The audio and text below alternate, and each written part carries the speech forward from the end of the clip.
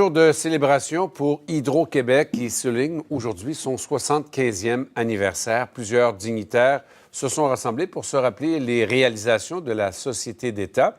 Et tous ont le regard tourné vers l'avenir puisque les défis restent nombreux. Bonjour tout le monde.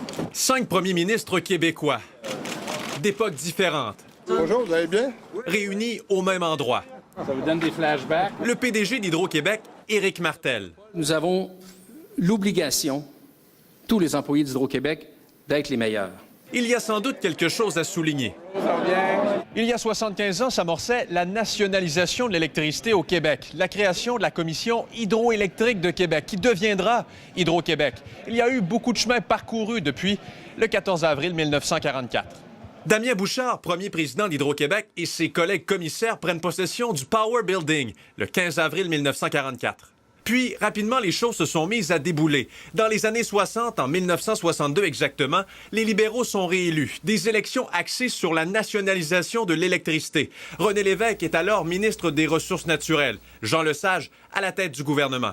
Un réseau électrique le plus unifié possible dans la province. L'autre aurait beaucoup à apprendre d'Hydro-Québec sur comment gérer les grands chantiers. Autre événement marquant, le projet de la baie James dans le nord du Québec. En 1998, la crise du verglas. Le gouvernement de l'époque, le Parti québécois. Lucien Bouchard était alors premier ministre.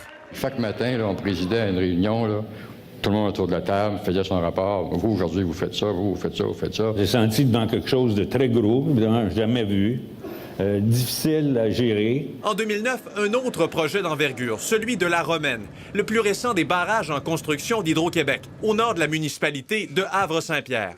Et le futur, lui. On doit développer la grosse batterie qui va combler les besoins de l'éolien et du solaire. Construction de d'autres barrages, peut-être? On s'est donné dans notre plan jusqu'en 2021-22 pour prendre une décision. Andy Saint-André, TVA Nouvelles, Montréal.